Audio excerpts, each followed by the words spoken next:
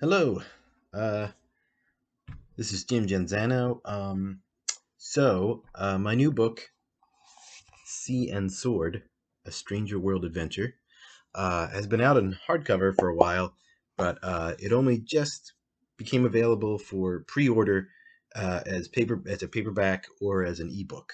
So I'm pretty excited about that. I hope that you will check it out. The link will be in the description. This is what I'm holding here is actually a an author's copy of the hardcover, but there's a paperback now and an ebook. So I hope that you will check it out. So what I thought I'd do here in celebration is read a chapter from the book. And I have already read a chapter from this book on this channel, but I thought it would be fun to read the chapter where we introduce some of the pirate characters who are fun, I think. I wrote them, but so I'm biased, but I think they're pretty fun. So here we go. This is chapter 4 of the book. Um, and there will be maybe a tiny bit of spoilers here for the opening of the book, but not really seriously. So here we go. I'll skip over the. I'll read it. Why not? I'll read the little quote from. I have a quote in front of every chapter from a fictional series of books that my main character loves. And it usually has some connection to what's going on in that chapter. So here we go. Chapter 4. The knife began to bite into Ristarion's throat, and he gasped. Why had he left the sword at home? Fool! Fool! He tried to think of a spell he could cast that might save him, but before he could attempt anything, the knife and the arms holding him were wrenched away. The great, scarred, bearded face of the Pirate King appeared in front of him. "This one be young and strong," he said. He smiled, showing a few missing teeth, and a few golden ones. "We keep him. Put him below with the others. Kill the rest." T.R. Emmons, The Yellow Castle, Volume 2, Ocean of Storms. For one frozen, surreal moment, he watched the cursed vanishing bee of Guadamalania wiggling its tiny legs uselessly as it floated away from him and disappeared into the dimness. Then he redoubled his own struggling, kicking and flailing wildly. But whatever had him was too strong. It was pulling him inexorably toward the bottom. He fumbled with the fastenings on his raincoat, hoping he could take it off and leave it in the thing's grip while he swam to safety. He managed to get one of the buttons undone, but it was taking too long. There was no way he would be able to get out of the coat in time. The pressure built behind his lips. He couldn't help himself. He sucked in water. He was going to drown in a puddle in front of his house. Then, suddenly, impossibly, he burst out into the light and the blessed, blessed air. He gasped and spluttered and coughed and splashed. The thing that had him kept dragging him forward, but he had no strength left to fight it. He was concentrating entirely on trying to breathe. He felt himself dropped onto something hard, wood, and then something heavy and hairy pressed up against him. There was a lot of talking and shouting from up above him, and then a loud squeaking and rocking and lurching as whatever he was lying on was slowly winched up towards the light. Then he tumbled out onto another wooden surface, where someone began to press hard on his chest and force air into his mouth. He flung himself over on his side and retched up some water. He noticed distantly that the water was salty. "All right then, love," a rough, heavily accented voice asked. Hunter rolled back over, blinked the water out of his eyes, and took a look around. Leaning over him was a very large man, with dark, reddish-brownish skin, a long, hooked nose, and lots of muscles. He was maybe 40, shirtless and bald, and covered in tattoos from the top of his head all the way down to his feet, which were bare, with long toes like fingers. He had a big gold earring and a big gold tooth. He was smiling. There was a wicked-looking cutlass hanging at his side. Hunter reached automatically for his own sword, and found it lying next to him. He felt dumb for being so relieved to still have it. It was just a stick, and he'd held on to it, even while he was drowning. "Har, har!"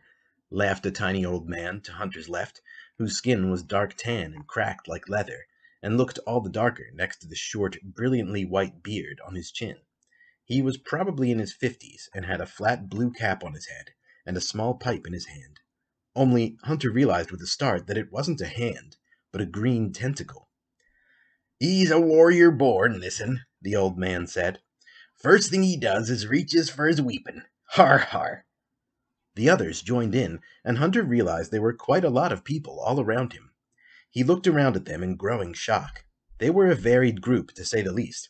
One of them was a man with the head of a pig, who was oinking instead of laughing, and wearing a filthy apron that might have been spattered with dried blood. Another was a woman with green skin and purple eyes. Someone else was wearing a huge conch shell for a hat. Many of them had odd appendages, like the little old man, their arms and or legs replaced with the gigantic claw of a crab, or a hook, or a wooden peg, or even a flintlock pistol. There was also a man with a big long neck, like a giraffe's, and a woman with a beard that seemed to be made of seaweed. Another woman was completely hairless and 7 feet tall. And beyond all the people, Hunter could see wood and ropes and cannons and railing, and beyond them, nothing but sky and water. He looked straight up and saw huge white sails flapping in a high wind above him.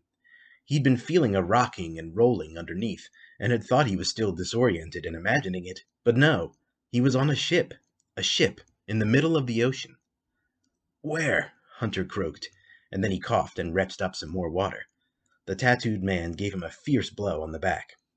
"Easy now, little water rat," he said. "You've had a close shave. Lucky our stowaway yonder knew you was there, or you'd be with Davy Jones for true and ever now." The tattooed man was nodding at someone. Hunter heard a very loud bark and turned around. "Murphy!" The monstrous dog thing that Hunter had met in the magic forest was there, taking up most of the deck of the ship. He lay there panting, his curly gray hair dripping water all over. Hunter jumped up and threw his arms around Murphy. The dog monster licked him, then stood up and shook himself. Torrents of water rained everywhere, soaking everyone nearby, which actually wasn't that many people, since most of them were giving Murphy as wide a berth as they could on the cramped deck. Hunter laughed and hugged Murphy again. He was back. Somehow, he'd made it back. "But how did you get here, Murph?" Hunter asked. "And where is here?" "You are on board the Odd's Blood, boy," said a shrill voice from behind him. "And this animal, as I recollect my first mate already mentioned, is a stowaway." Hunter turned around. The rest of the people had gone quiet and were stepping aside to let the speaker pass. Hunter couldn't see him yet, but he could hear a weird clopping, thumping, sliding sound, and see something bright and colorful bobbing behind the nearest people's heads. "The Odd's Blood is a pirate ship," the speaker continued, "crewed with only the most bloodthirsty, violent, treasure-hungry pirates in all the 17 seas. Isn't that right, lads?" "Aye!" everyone answered at once, although the pigman's "aye" was more of a squeal. Finally, the man who was talking stepped out of the crowd. He was about average height, but he was wearing a ridiculously tall, black, three-cornered hat with a rainbow-colored feather sticking out of it. It added a good 3 feet to him. He was middle-aged, clean-shaven, and would have been pretty good-looking if it weren't for the big, curving scar that ran from his right eye down to the right corner of his mouth. His mouth twitched a lot. He had on a red coat, which looked like it was made of velvet, and was a size or two too big. Under the coat was a fancy black vest with gold piping, and sticking out from the neck of the vest was a very clean, very white silk shirt with a lot of ruffles. His pants were also black with gold piping to match his vest. He had a long, thin rapier on one hip and a polished wooden pistol worked in gold on the other. "I am Magisterial Varnings, known on the high seas as His Bloody Majesty. You shall call me Captain or Sir." As Captain Varnings limped toward him, Hunter thought at first that the pirate must have a wooden peg leg, like pirates often did. But then he looked again, and saw that the man's missing leg had actually been replaced with the leg of a deer, hoof and all. Reddish-brown fur traveled up from the hoof and disappeared under his black and gold pant leg. Varnings stopped in front of Hunter and put his hands behind his back. "I have told you my name," he said. "It is common courtesy to tell me yours." Sorry, sir. Hunter Wilson, sir." Varning's eyebrows rose. "Very well. And did you call this animal—" He pointed up at Murphy without looking at him, grimacing. "Murphy?" "Yes, sir." Varning smirked. Ah! He held up a finger and looked about at everyone, as if to say, "Mark this. This is significant." Then he went on. "Well, the only reason this Murphy has been allowed to remain on board my ship is because my men tell me it is bad luck to kill a grouse, and even worse luck to eat it." "Which is a shame, because they're right tasty, they is," said the green-skinned woman. Varnings glared at her, and she shut her mouth with a snap, looking away like she hadn't spoken. Hunter thought maybe Varnings wasn't being quite truthful here, and that there was another reason why Murphy had been allowed to stay. A lot of the pirates, bloodthirsty though they might have been, looked pretty scared of Murphy. They were exchanging worried looks and edging even further away from him. "But you clearly know this creature," Varnings continued. He turned back to Hunter, leaned in toward him, and frowned menacingly. Hunter realized with a start that the eye near the man's scar, though it was really well painted and very lifelike, was actually made of glass. "Who are you? How did it know to meet you here? I will not have conspiracies aboard my boat."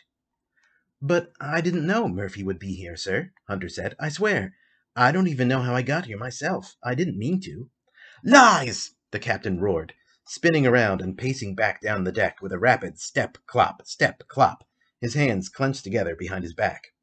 His crew had to jump lively to get out of his way. Suddenly he spun around again and held up a finger dramatically. "Point 1!" He took a step forward. "This animal was found in our hold, squeezed between 2 barrels of rum after we left port at the Lustria. Point B." He took another step forward. "Once we reach this particular patch of ocean, which neither looks nor sounds nor smells any different than any other nearby patch of ocean, the animal, without any provocation whatsoever, leapt into the water.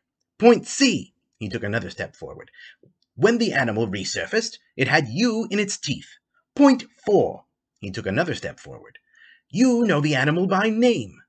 Therefore," and he stepped forward one more time and crossed his arms, looking very self-satisfied, "it is as clear and as plain as the nose on my face that the 2 of you had agreed beforehand to meet in this place and to use my ship as your means of conveyance, thereby stealing from me free passage over the waves. Theft! Conspiracy! How can you answer it?" Hunter, listening to this retelling of recent events, finally realized that what he'd thought was a monster or enemy of some sort dragging him under the water had actually been Murphy dragging him to the surface. He hugged the dog monster again. "Thanks, boy. Sorry I was fighting you. I didn't realize." Varnings rushed up to Hunter, getting so close to the boy he nearly hit him with his hat. "Look at your captain when he's talking to you," he demanded shrilly. Hunter faced the captain, but leaned as far away from him as he could. His bloody majesty smelled pretty bad, like old sweat and very strong cologne. "Sorry," he said, "but we really didn't plan anything. I don't know how Murphy found me." Varnings opened his mouth to retort when, "Ahem," said the tattooed man, "begging his majesty's pardon." Varnings closed his eyes, snapped his mouth closed in a frown, then straightened up and turned to look at the tattooed man.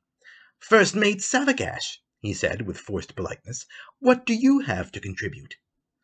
"Well, Captain, it's only that grouse is the most amazing trackers in the world, sir.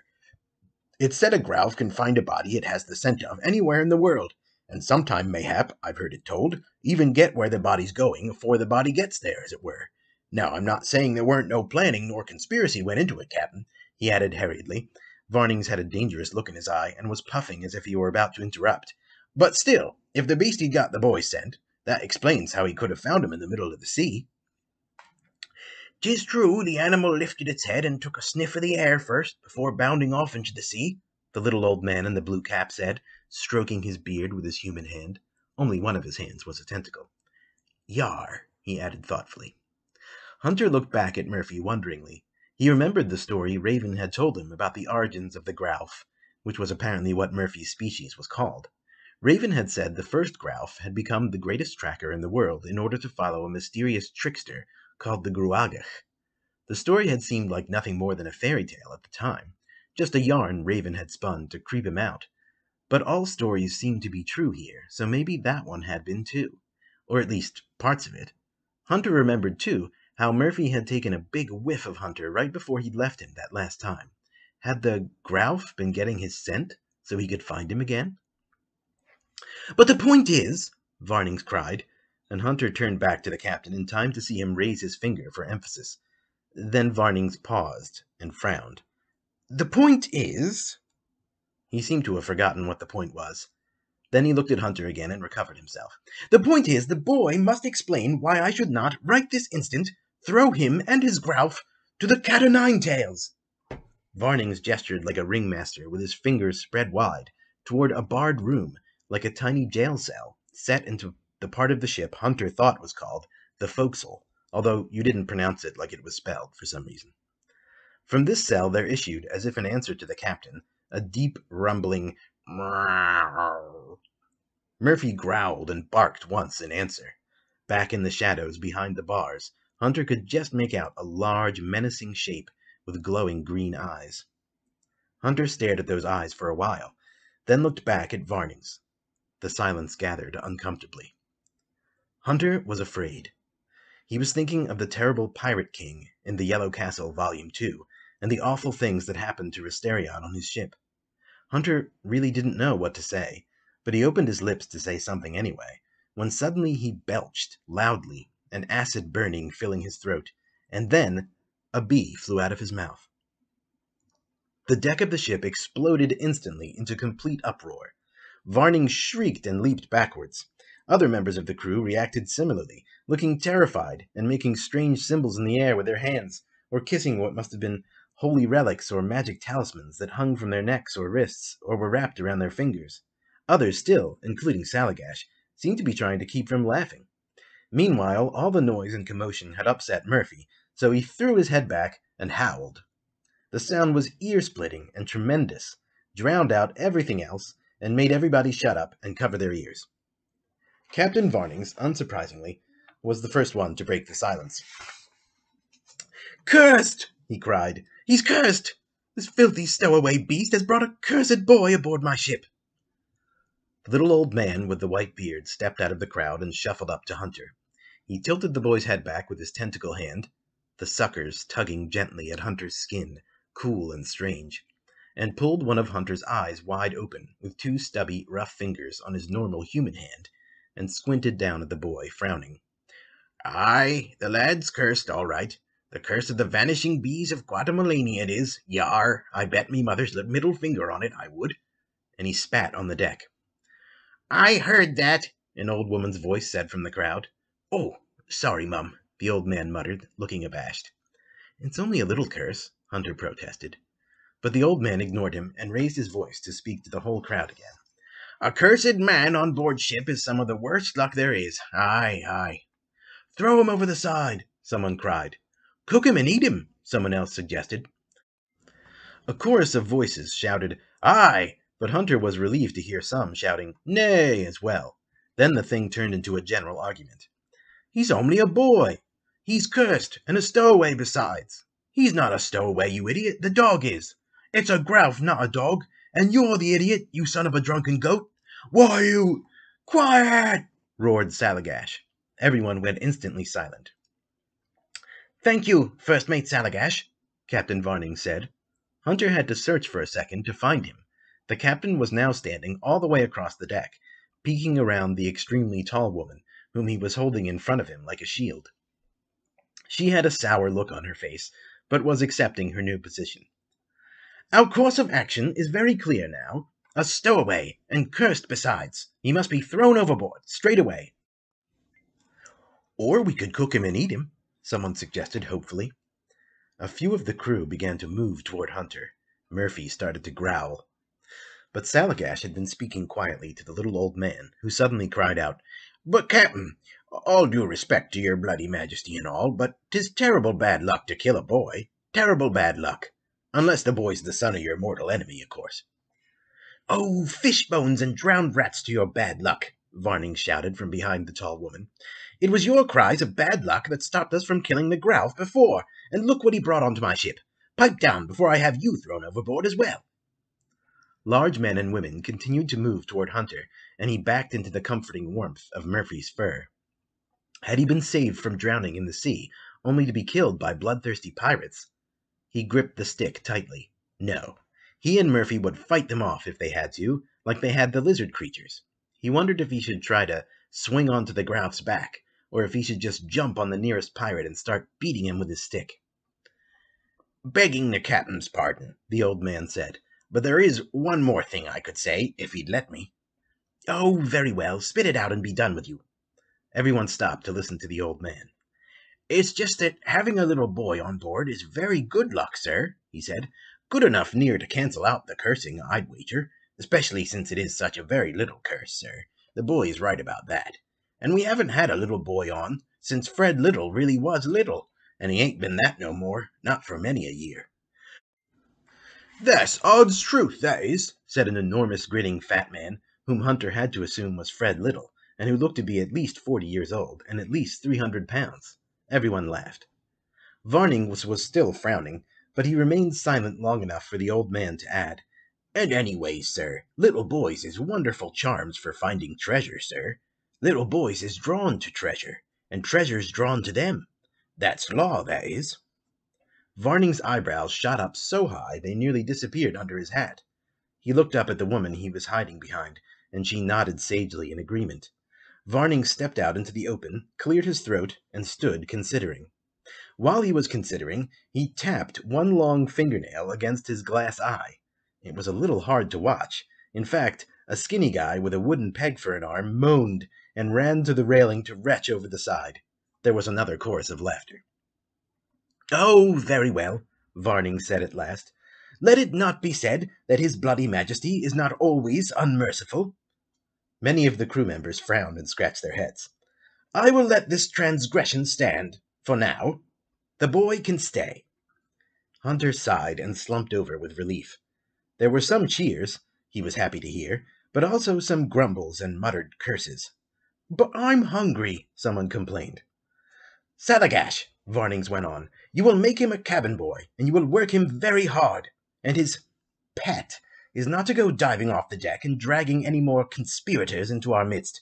The next time the beast leaves the ship without permission, it shall not be allowed back on board. So says the captain."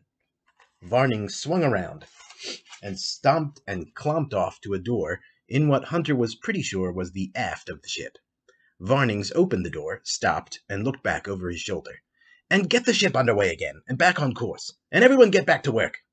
Then he ducked through the door. He had to duck down to keep his enormous hat from being knocked off his head by the top of the door frame, and slammed it closed behind him. And there you go. That's the end of Chapter 4, where you meet the pirates. I hope you enjoyed it. Again, it is called Sea and Sword, A Stranger World Adventure. It's the second in the Stranger World series. Tree and Beast, the first adventure, is also available to purchase online at Amazon, Barnes & Noble, Google Play Books, Apple Books.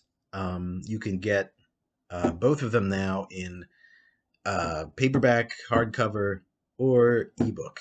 Of course, like I said, Sea and Sword is only available for now in pre-order for the paperback and ebooks, but it will be officially released May 3rd this year, 2021. So there you go. I hope you liked it. I hope you'll check it out. Like I said, the link will be in the description. Thank you for listening. Bye.